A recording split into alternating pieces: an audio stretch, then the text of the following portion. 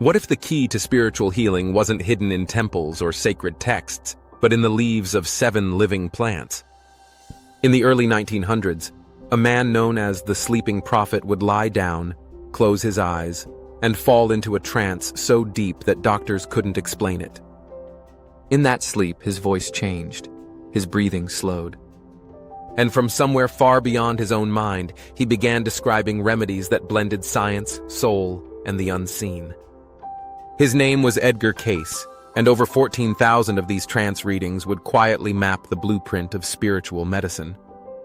Inside them were 7 plants he said could heal not only the body, but also awaken the higher self.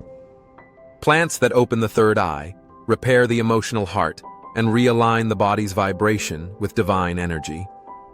Most of the world ignored his warnings and prescriptions. But those who followed them? Many reported healing that modern medicine still can't explain. Plant number 1, castor oil. Edgar Cayce believed the castor oil plant was more than a healer. It was a purifier of both matter and energy.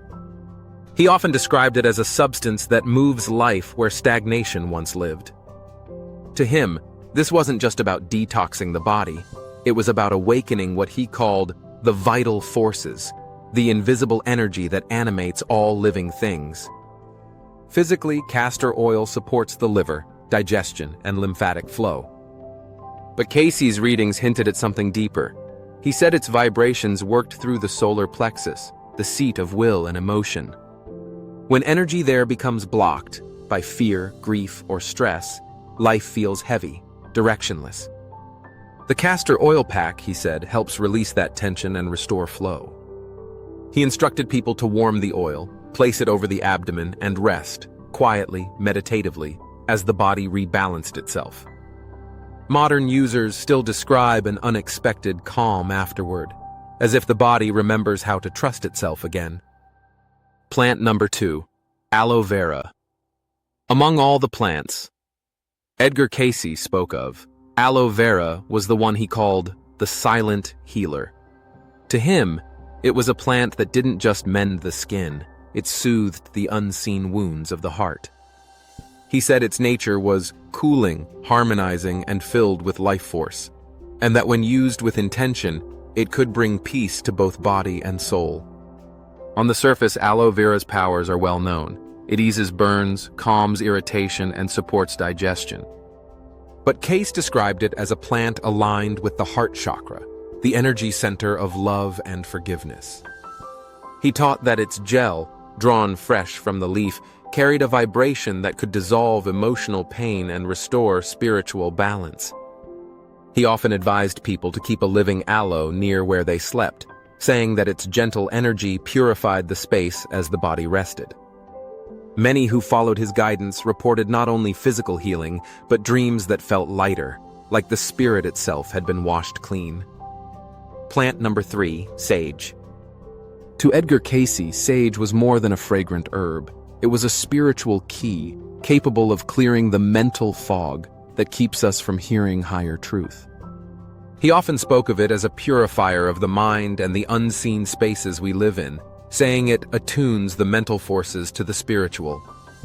Physically, sage supports memory, the throat, and hormonal balance, but Cayce's teachings reached beyond biology. He said its smoke carried an ancient intelligence that could dissolve confusion and fear, reconnecting the mind to the divine pattern it was meant to follow.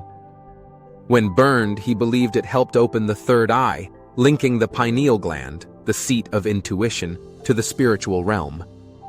He recommended 3 sacred uses: burning white sage to cleanse a room, drinking garden sage tea to sharpen intuition before meditation, and bathing in its infusion to purify the aura. Even today, many notice how the air itself feels lighter afterward, as if something invisible has been lifted. Plant number 4, violet. Among all the flowers Cayce spoke of, violet held a sacred reputation. He described it as the blossom that remembers heaven, carrying one of the highest spiritual vibrations in the natural world. Its fragrance, he said, wasn't merely pleasant, it was a frequency that lifted the soul. Physically, violet supports the lungs, lymphatic system, and overall vitality, yet Cayce viewed it as a messenger between realms. He linked it to the crown chakra, the point where divine inspiration enters human awareness. In his view, keeping violets near the bedside could quiet the restless mind and invite dreams that carry guidance from the higher self. He often suggested steeping the leaves for tea before sleep, or placing fresh blossoms in moonlit water to create what he called a living essence. Those who tried it reported subtle shifts, calmer nights, vivid dreams, and a sense of gentle presence, as if unseen guides were watching over them. Cayce believed violet opened the channels through which wisdom flows, reminding us that true healing begins when we realign with the Creator's harmony. Plant number 5.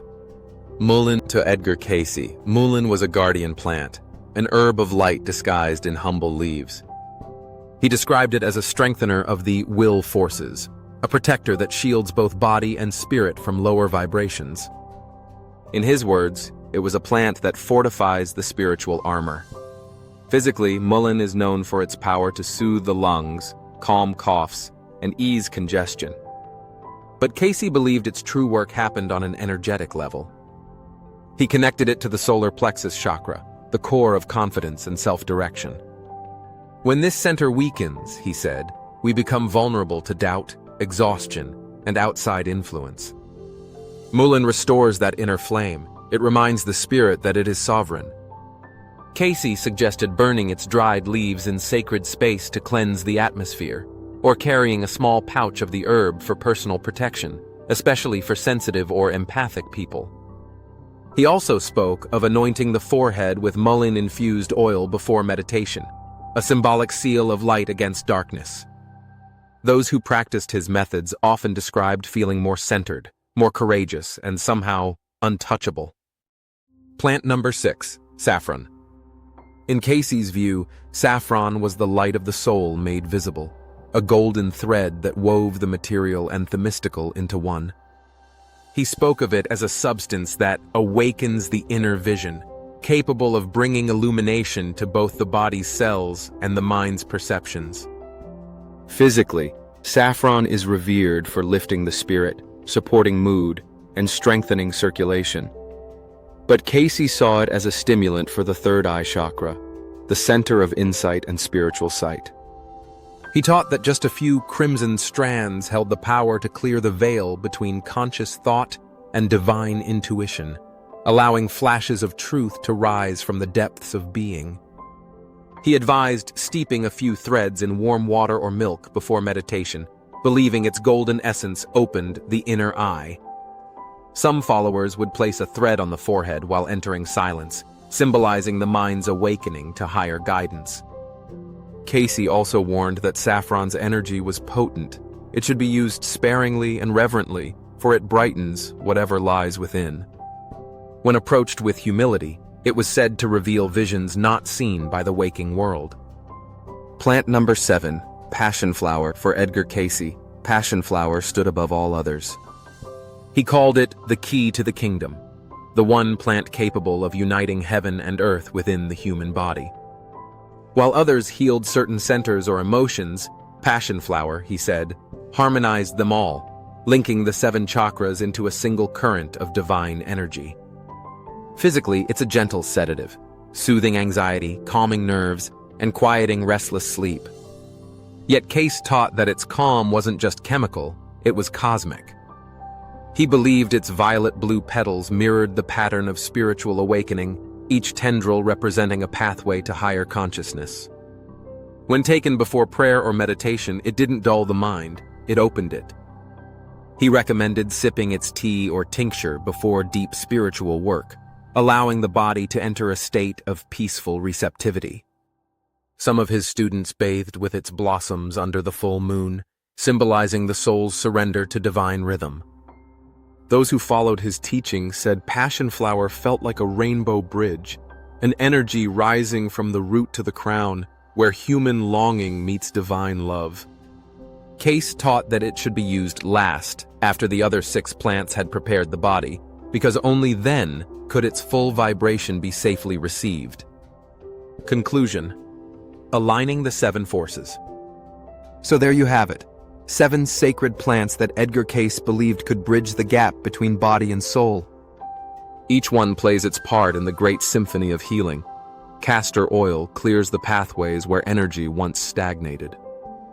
Aloe Vera cools the heart and teaches forgiveness. Sage purifies the mind and calls in higher thought.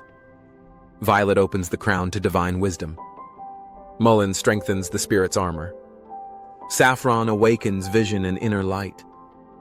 And passion flower, Cayce's key to the kingdom, harmonizes them all, creating that rainbow bridge within. Cayce taught that healing was never just about the flesh, it was about restoring divine order. The plants, he said, are living conduits of that order, carrying vibrations that remind us who we truly are, beings of spirit having a human experience. Start gently, castor oil and aloe to prepare the vessel. Then let sage and violet open your channels of awareness.